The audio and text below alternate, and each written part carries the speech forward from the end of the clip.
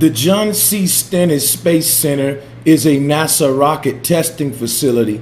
It is located in Hancock County, Mississippi, on the banks of the Pearl River at the Mississippi-Louisiana border. As of 2012, it is NASA's largest rocket engine test facility. Keep in mind that this is called a rocket testing facility, but there are many conspiracies that suggest that it's a weather manipulation center. I want to point out also that it is located in Hancock County and is also at the border of Mississippi and Louisiana, where we've been seeing a lot of weather disasters. And one thing I want to point out about these so-called weather disasters that seem to be targeted in the areas of Louisiana, Mississippi, the Gulf areas, these so-called weather disasters haven't always occurred like we see them occurring today in these areas.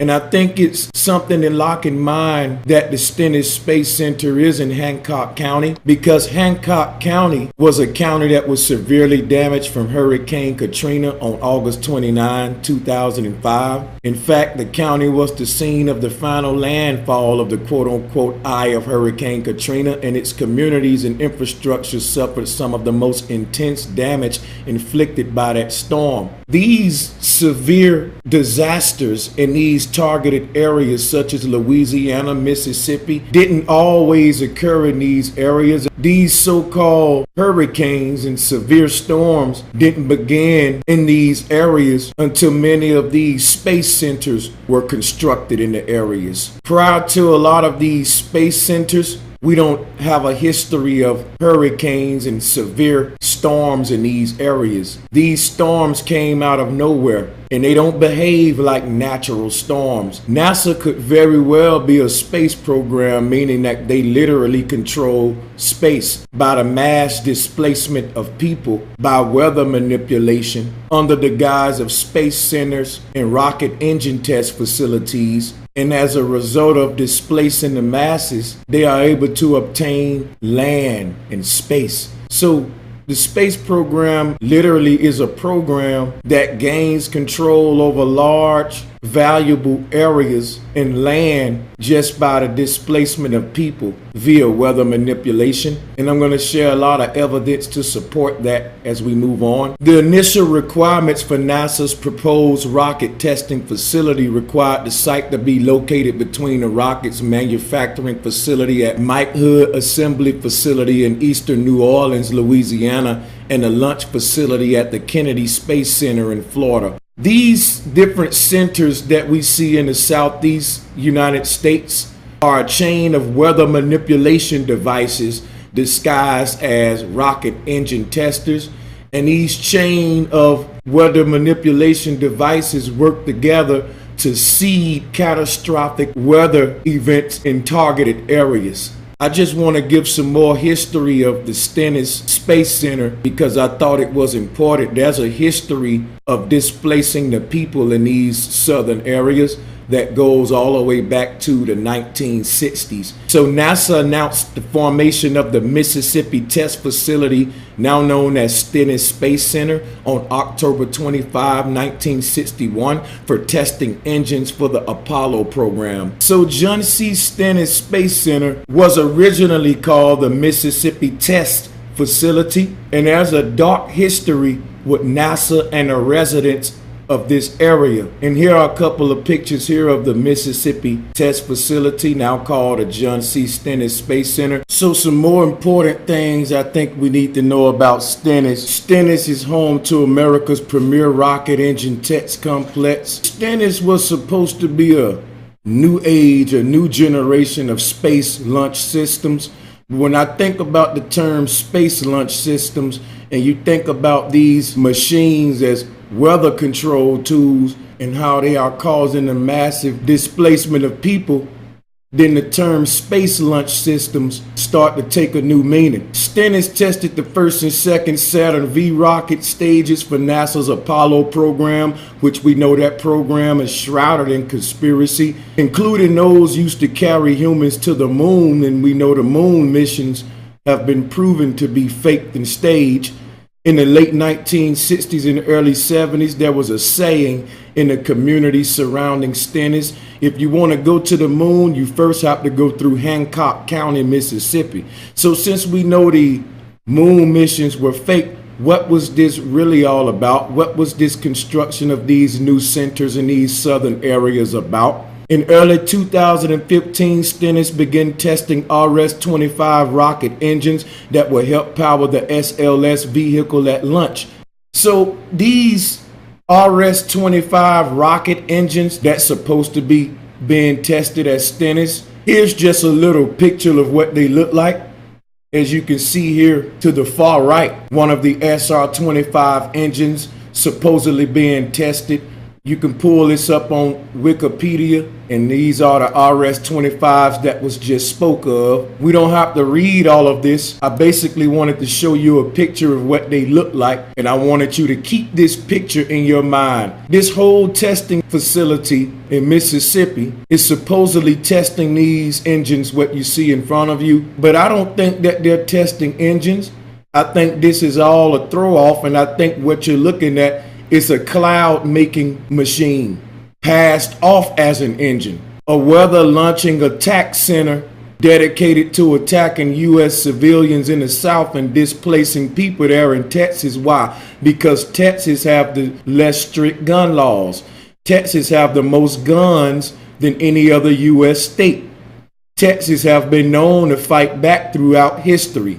In order to disarm America, you start with Texas. Texas have a history of being rebellious and revolutionary. But the whole attack on this area can be traced back even to the Comanche Wars. The warfare and technology now is getting more high-tech and sinister, and NASA have achieved the ability to manipulate weather. So what they've given us here as a RS-25 engine on one hand, and they're saying they're testing this engine at this Stennis Space Center. On another hand, there are several video clips that have surfaced showing this very same machine participating in the cloud making process. This is a godlike ability that they have achieved that they're not sharing with the public. And me personally, I think that NASA's ability to control the weather with these devices can be hidden behind a cover story like we're just testing rocket engines, and this is just an engine testing facility, and these are just rocket engines.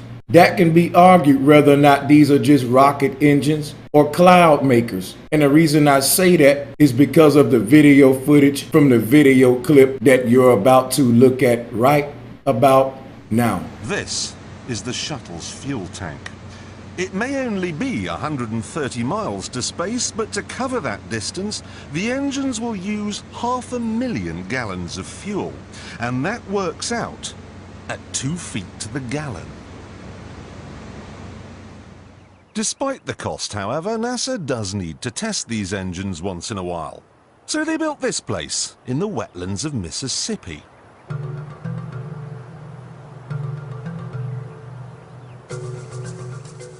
The first thing they installed was a huge loudspeaker, through which they played white noise to simulate the sound of a rocket. They then sent a number of trucks in different directions out into the wilderness, and the drivers were ordered to stop when the noise levels became acceptable. This gave them an imaginary boundary line, and anyone living on the inside of it was offered a simple choice. Stay, and you'll never hear another television program as long as you live. Or take the NASA shilling and get out. No one stayed, and NASA ended up with exactly what it wanted. 125,000 acres of nothing.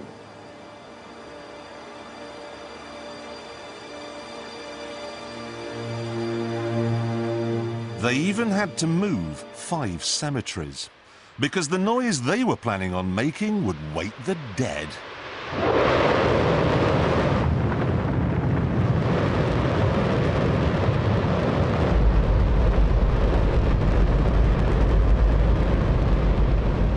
Don't worry worry if you can't hear what I'm saying. I couldn't even hear myself. This is the loudest sound you could possibly conceive. And, as it turns out, the cleanest.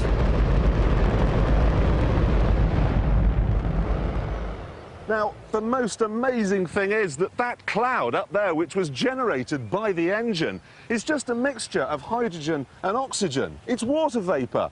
And in about an hour's time, someone in Mississippi is going to get wet washing. It will actually rain.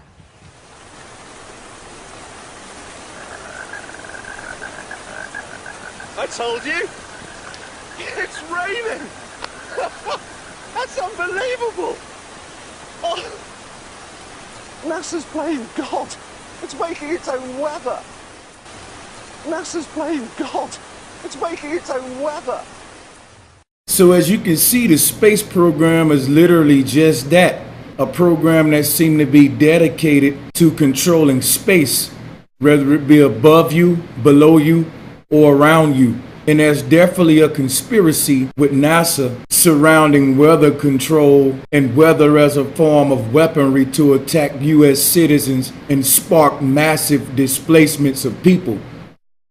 It seems to be not about launching rockets, but creating man-made disasters and launching massive groups of people from their homeland and residences. The following article in front of you is from NASA's website.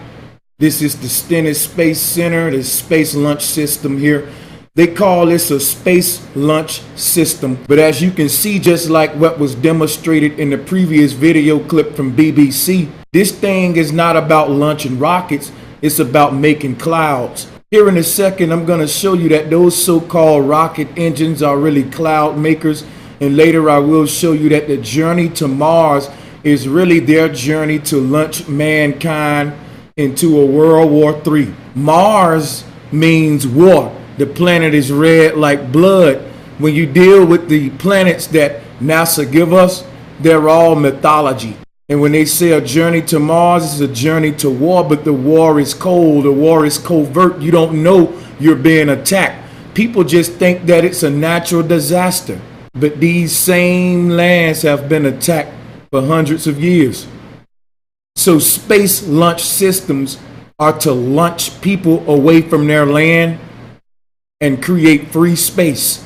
Because what you witnessed in the previous video, they did a fake rocket sound and it was very, very loud. That created what's called a buffer zone. That buffer zone is really NASA's nice way of saying we're forcing people to leave their residence by noise pollution. Who could live next to something that loud? And these people are thinking that they're living next to a rocket test facility. And NASA is playing fake rocket sounds that's very loud. And this place really has nothing to do with the rockets, but it really has everything to do with moving those people out of the land. So if the sound don't move you out, then they will flood you away from this land with this cloud making machine that they're passing off as a space launch system, which is really just launching massive amounts of people away from their homeland and residences and indeed creating space. So now the space program really takes on a new lease with this information. As you can see, this thing is always shown making clouds. Since the conception of so-called space launch systems, which are weather-controlled devices, there has been strange anomaly with weather in our time, especially in those targeted locations that I'm speaking about in this video. And these so-called natural disasters only start to come about when these space centers came onto the scene. Ever since these SLSs or weather control devices have popped up in certain parts of the U.S., mainly the southeastern U.S., there have been strange anomaly in weather, especially in those targeted locations that I'm speaking about. But not only that, there have been clouds we've witnessed in our lifetime that have not been witnessed in ancient time. They say there's nothing new under the sun, but in our lifetime, we've witnessed man-made weather to the point where with geoengineering and aluminum aerosol and different chemicals and cocktails and chemtrails, They've managed to create all type of bizarre looking clouds that isn't natural. NASA identifies this as a rolling cloud, but nature didn't make this, and they won't tell you that they have the capability to make this hideous, unnatural phenomena. These things are used to seed weather disasters and attack U.S. citizens in strategic parts of this land.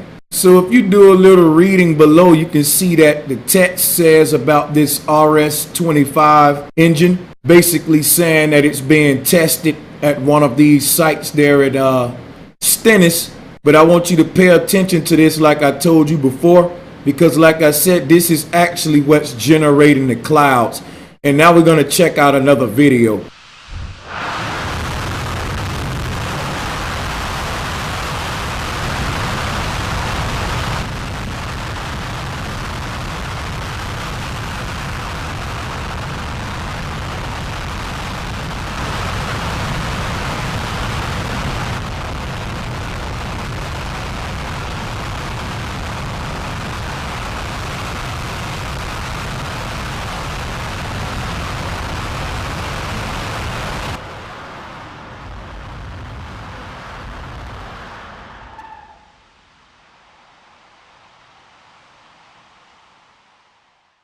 So apparently this cloud maker, RS-25 engine, was designed for a series of rockets called the Thor Delta series, as you can see here. And the words they use for these things are just a dead giveaway. For example, when you talk Hurricane Harvey, the word Harvey means battle ready. And this is an act of war. The name chosen for these rockets, Thor Delta, says a lot because Thor is the god of thunder.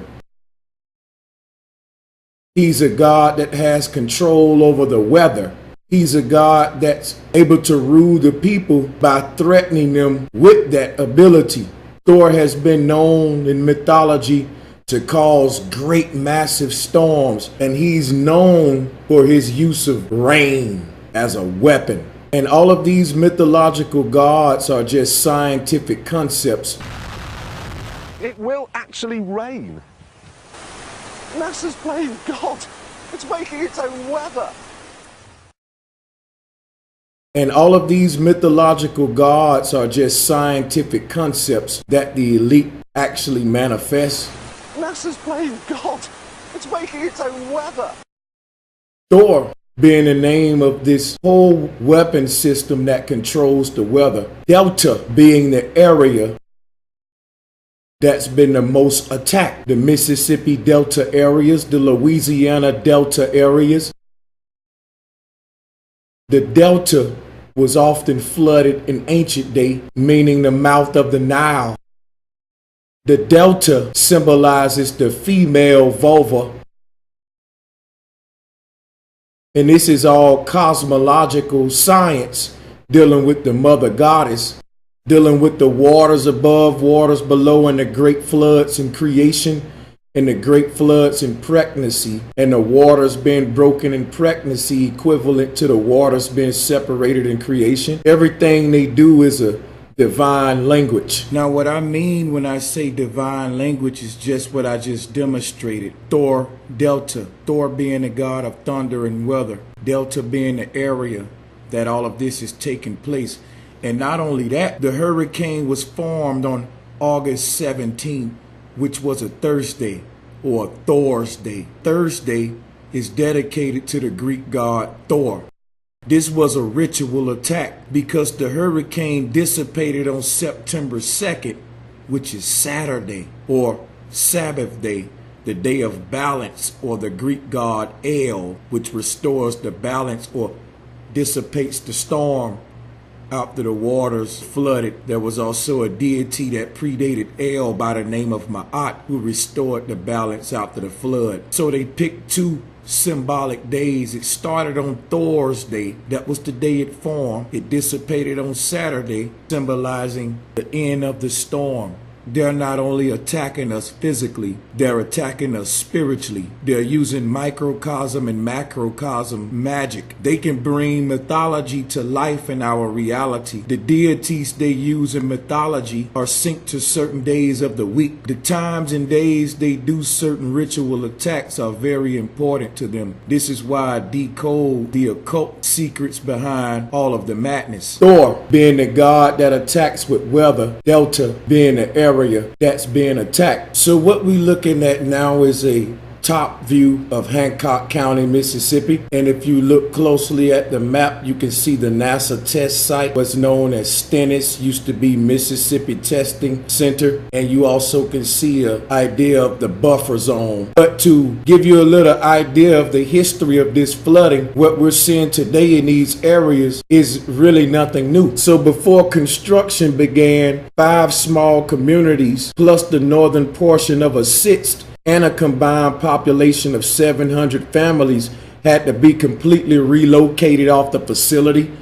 And what they mean by that is, again, noise pollution. They created a buffer zone with fake rocket noise, and they basically forced the people off their residences. So the effort acquired more than 3,200 parcels of privately owned land, and there was no fight at all, and NASA didn't pay a dime to acquire none of this valuable land. It included 786 residences, 16 churches, 19 stores, 3 schools, and a wide assortment of commercial buildings, including nightclubs and community centers. So the flooding that's going on right now, if you ask me, is their attempt to expand their land. So they don't necessarily have to move the facilities if they can improve how far out they're able to see the weather. And they can see this weather out cross country almost. So these clouds move pretty fast, and they can acquire more land and expand their land in their space by pushing people out of these areas with this weather. So again, NASA literally controls space. The 13,500 acre site was selected on October 25, 1961 on the Mississippi Test Facility or Pearl River site. On December 18, 1961, NASA officially designated the facility as NASA Mississippi Test Operations. The test area, officially known as the Phi area, is surrounded by a 125,000 acre acoustical buffer zone. Starting in 1971, all Space Shuttle main engines were flight certified at Stennis.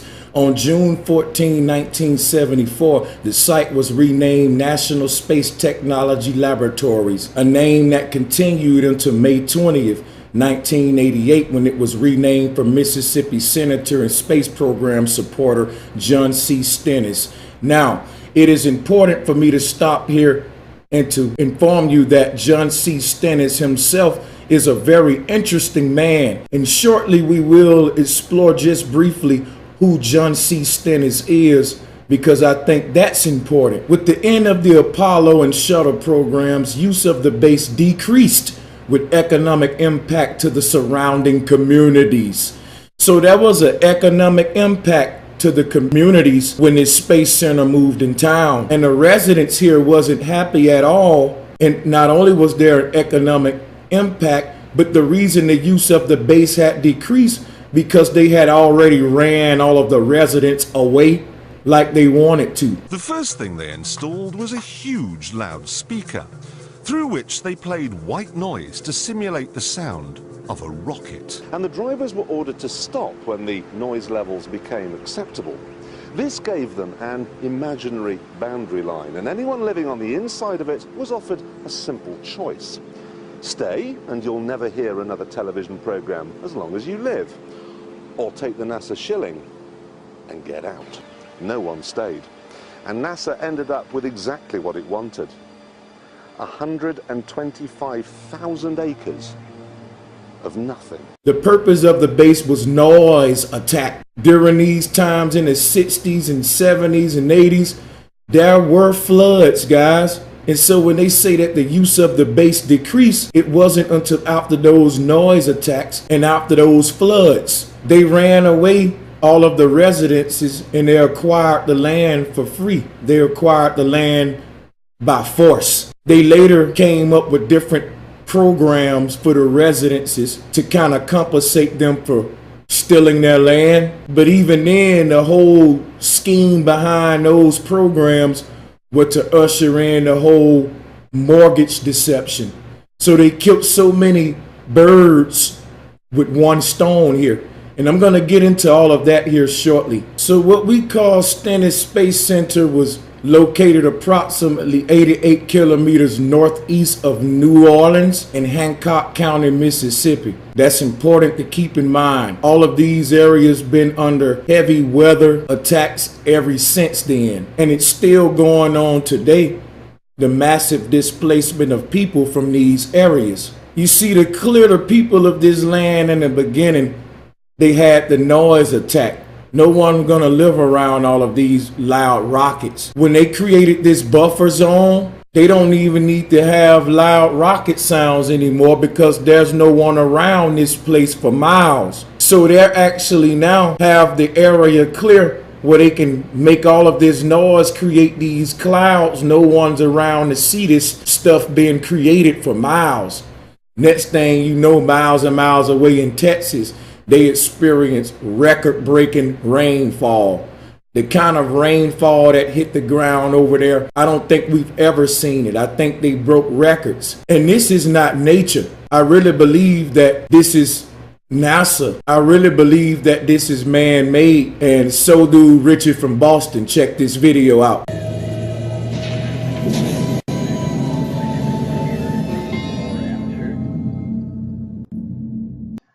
What's up, YouTube? It's Richie from Boston. It's the 31st of August. It's 2017, and this is our headline once again. Once again. It's like clockwork, isn't it? Every single solitary summer, we have something crazy go down. And this year, 15 or 12 years later, I forget off the top of my head, we have Hurricane Harvey decimating large majorities of Texas, and they're already warning that gas may run out by Labor Day. Meanwhile, we've got chemical plants that spark new worries in storm-soaked Texas. All of this, absolutely all of this was by design. I put this video up late last night that was showing what you're looking at right now. This was NASA yesterday releasing all this moisture into the atmosphere under the guise of getting the rocket ready. Their very, very next door neighbor is getting hammered by a hurricane that keeps going back out into the ocean, gathering more water and coming back in, back out and back in. I live on the ocean. Many people live on the ocean. A hurricane is a natural event, just like weather. It moves in, it does its thing, and moves out. It doesn't sit in an area for days and days and days. It doesn't keep going back out to sea to gather more water and then come back in and dump that water. And even if any of this stuff were natural, how incredibly irresponsible would it be for NASA in the very next state to be doing this in the atmosphere, which is absolutely, without a doubt, 100% fact, this causes mass precipitation. They had to do this yesterday. On August 30th, 2017, while Hurricane Harvey is killing people and leaving people homeless, they had to do this yesterday. It seems kind of like a plan, doesn't it? Well, take a look at this. iPet Go 2. Take a look at this right here, this scene. Notice this right here. Notice the oil refineries in the background with the storm clouds over them going on and off. And notice that the oil is dumping into the sea. Does that look an awful lot like something that would make you think of Houston, Texas? Does that make you think of everything that we're seeing right now? Does that make you think of the storm-soaked Texas where refinery plants may blow up, explode? It's unbelievable that this is all occurring. Meanwhile, certain people don't believe any of this is accurate whatsoever at all. They think it's specifically HAARP. They don't seem to understand that many times, including last year in West Virginia, people like Ron Johnson on Stranger Than Fiction News showcased how NextRad was showing all the power plants working in unison in West Virginia. Now, this is the flood that I went to with a couple of other YouTube channels, and we brought supplies and we gave them labor for 2 days. Drove day and night to get out there to West Virginia to help these people. What happened to them was absolutely otherworldly. Not something that was done by God, because, again, Ron Johnson, Stranger Than Fiction News, caught this on the next rad, where he was literally catching them pulsing the storm all the way across the country till it finally hit West Virginia and then dumped 5 to 6 feet of water in hours. And we saw it firsthand. The water was way over my head. And it was odd also because there was a revival of sorts for people that were finding their way back to Jesus at the same time. So that was 2 birds with 1 stone. Now, Texas, what's their sin? Why would it be Texas? Because Texas per capita has more patriots, more gun owners, more people that have their own resources. Texas has threatened to secede from the Union numerous times. Texas has their own oil refineries. Texas has their own shores, shipping, so forth, so on. So that's what happens. And again, predictive programming, things like we see in this right here, iPet Goat, this has gone on for years, and this is a clear harbinger right here. Now watch the very next scene and look in the background. Tell me that's not Texas. You see what I'm saying? At any rate, Richie from Boston, like, share, subscribe. I'm having a hell of a time getting a hold of Dane Wigington. He's been very busy, and that might not go through. I'm not exactly sure. Richie from Boston, I am out. So we see what's going on with Harvey today. We look back and remember that a corridor from Texas and Louisiana to Missouri was hammered with major floods in 2015. A massive flood swamped parts of southern and eastern Louisiana in August 2016, in a string of more than a dozen flood events that have affected parts of Texas, Oklahoma, Louisiana, Arkansas, and Missouri since March 2015. The most recent event, from a swath of up to 31 inches of rain in just 2 days' time, flooded tens of thousands of homes, led to at least 20,000 rescues, and also triggered significant flooding in parts of southeast Missouri and southern Illinois. So all of these states, Missouri, Illinois, Mississippi, Texas, Louisiana, they all have something in common. Remember what I said earlier? They are all part of what's called the U.S. Delta region, starting with one of the most important, which is the Mississippi Delta. We understand the importance of the Mississippi River. So this Gulf area is very important. The areas in this map are considered the U.S. Delta. And remember what I told you earlier, the name of the rockets for these so-called engines, which are cloud makers, is called a Thor Delta series. And I went over that previously, the deity Thor and Delta being these regions. But it don't stop there. The rabbit hole goes even deeper. Join me for part 2, because there's so many more things I have to reveal to you concerning this so-called Hurricane Harvey, which is really an attack by NASA. And NASA is one of the most important factions of our military. U.S. citizens don't even know that we're under attack. The mission to Mars, in my opinion, is their attempt to steer us right into World War III. I'm on to their magic, and I have so much more to share with you guys so that you can share. We gotta wake people up. We're under attack, and how convenient would it be for them to have the control over weather and to be able to attack citizens without us even knowing it, because we thinking it's just natural weather. Please join me for part 2, because there's so much more information and valuable revelations. Knowledge is power. And again, I thank each and every last one of you for joining in. Fear not. Peace and much love.